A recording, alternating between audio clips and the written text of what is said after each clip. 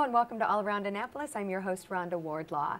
Today we have a very special guest, not only because she is the author of Through the Barracks Window, a 22-year labor of love, but she also is a personal friend of mine through the Annapolis Police Department when she used to be a member of our public safety group. Now you are a published author. Yes, I am. I have to say this, a year ago today we were talking about National Night Out. Yes, we were. It was crazy, and now you're here to talk about your new book that is a labor of love, however, continually tying in her past because she says the names have been changed to protect the innocent. And by law, the guilty as well, which yes. I think being in law enforcement was very... Yes, I learned it there. A lovely little attachment to this book. Through the Barracks Window, you say is a 20-plus year labor of love. Talk to me about a book that took 20-some years to write. It was a book through emotion, through hardship, through happiness, and it all started because of a dream while I lived in New Hampshire. Mm-hmm. I had a dream about a man in a military uniform driving a red van who needed my help. I didn't know who he was, didn't know where he came from. I was anti-military. I didn't believe in anything like that. And suddenly I left a whole life that I knew up there and joined the service. You most certainly did. Tell me a little bit about your military background. I was a CB. Mm-hmm. I made it to become a petty officer 3rd class. They build and they fight. Yes, so we do. Know. And my husband's a CB, retired. Wonderful. My husband was an equipment operator. I was a builder. So whatever, I tore down, or whatever he tore down, I built back up. Yeah. And when I built back up, he tore back down. So so you're having this dream. Are you in New Hampshire? I am in New Hampshire, yes. And how old are you then? I was 21 years old. Okay. Crazy dream. Crazy. I would say to myself, that was a weird dream. Go have my Kellogg's, whatever, in the morning, and then go on with my day. You stopped everything and joined the military. I stopped, yes. Really? You got to explain this to us, because I know a lot of people out there are going, really? Yes. In 1989, I lived in New Hampshire. I don't know what happened. I recall the night that I went to bed that night, and when I woke up the morning, my favorite season is fall. Mm-hmm. I woke up concerned, or something had been missing, yet I couldn't figure out what it was. Mm-hmm. It was just an element that went on with my day, and then it dawned on me. It's like, I haven't been sleeping well. The next night that I went to bed, I had this dream, vivid. I swear my life, I was actually there, talking with him, but I never saw the face. I never saw the place. But what was really unique about it was the van was very distinctive. It was a 1964 Ford Falcon van. Can't be any more different than that. Color? Color, red. Yes. Yes, it was red. And what I did was I drew a picture of it. Mm-hmm. Stuck it in a couple of folders, put it away. Things happened. I moved on in my life. I got my own place. And then suddenly, I decided, there's nothing here for me in New Hampshire. And this dream kept coming back to me, I need to go pursue this, I need to pursue this. And my grandfather took me down to the United States Navy enlistment office, and I spoke with a couple of, trying to think of their names, recruiters, mm-hmm. Yeah. I always try to think of names, but they always slip my mind sometimes. They're in the book. Yes, they're in, but I changed the names. I don't want to say guilty or innocent, so go ahead. Oh, they're very innocent. I'm glad that they did what they did for me. And in the first year of my military career, when they say that the Navy was an adventure, they were not kidding. I mean, it started from the moment that I got on the Greyhound bus to go and sign the line with Uncle Sam. Mm-hmm. That they sent me to not only the wrong state, the wrong town, the wrong airplanes. And it was just one adventure after another, and it just... But all leading to the final destination. Yes, it is. Yes, it was all leading to that. And meeting your husband. Yes. And I met him on a little island in Adak, Alaska. Wow. And all I did was ask him what time it was, and he says to me now that his time has now been just totally taken away from him because of me. Aww. So. Well, talk to me about why Through the Barracks Window. We know the military background, but what was going on inside your head as you were writing this while you were literally looking through a barrack window? I remember standing in my barracks window in my barracks room in Alaska, looking out onto the landscape. And anybody that's been to Adak knows that there's not much there. There's like maybe a dozen trees. That's our forest. Okay. And I just my room looked down on the airport. And I never wanted to leave. I wanted to stay. But I knew that something was coming. I didn't know what. Mm-hmm. And I wanted to just believe that whatever this dream was, it was going to happen there.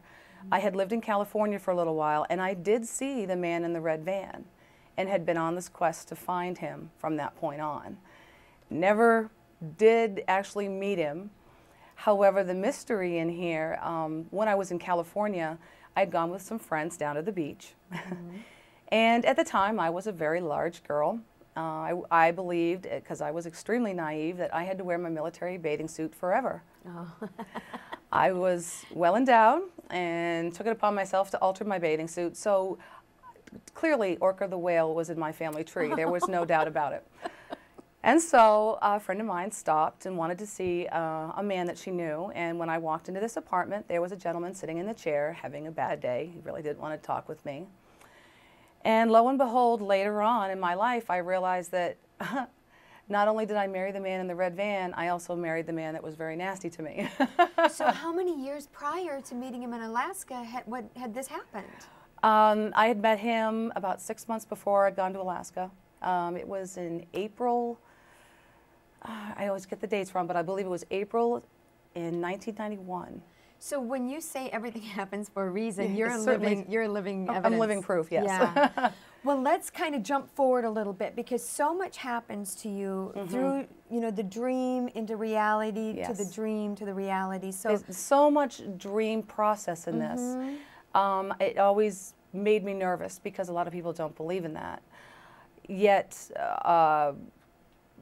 the most surreal thing that ever happened to me was when my husband told me that he was adopted and wanted to find his biological family. What possessed me to say the next thing I did to him, I don't know, but I looked at him and I said, well, you've already met your birth father. I don't understand, you know, I don't understand what you're looking for, but if this is what you want, I'll help you find them. Several years later, after we did find him, he was going through his military records after being released from service. And I still remember this moment. I'm sitting on the floor. I'm working on kind of a craft project. And he's sitting there in a chair and he goes, "Ghost white." I said, "What's the matter?" And he goes, "You will never believe who swore me into active duty." I'm going to make a guess. His biological father. Yes. Yes. Amazing stories, but this is full of those. Yes. And you know what else I love about this book is not only is it very, very easy reading, written in third person, so it is a memoir, but you're kind of like peeking into somebody else's life like they don't know you're reading about them. It's really brilliantly written that way. But you also talk about overcoming a lot of obstacles. Yes. And I think so many men and women nowadays, it's tough. Young adults, this is an excellent book for young adults. They need an inspiration to overcome. Talk to me about a couple of those things. Being diagnosed with cancer. That was my first big hit with reality. It was only this May that I realized that I had a cancer. I'm 15 years remission, and I only just woke up and realized I was no longer in denial that, yes, I am a cancer survivor. I had Hodgkin's disease. I was diagnosed while pregnant. I was told that I was not going to live. I went to the NIH hospital in Bethesda, and they helped me find a cure. I'm still here. So I tell people, and they say, you know, sum it up in 2 words. What's your book about? And I said, how about I just give you a description in 2 words? I call it tragically humorous. That's perfect. That's perfect as you're reading it. But I think too, what's so important for the reader to understand is that this is a true story. It is a true. And I like that about it, because I knew it ahead of time. But for somebody who doesn't, still will just enjoy this great book. It's true. But once you realize it's about an individual, you can kind of draw from your strengths and use them in your own life. And that's what I'm hoping. My entire book, I find my inspiration through music. Okay. I have a passion for music. I love to play these games that if you hear the music come on the radio in the truck, my kids will be like, "Mom, what year and who is it?" And I have a field day with that. Yep. And I could never find my words. They would be in my mind, but I never could bring them onto paper.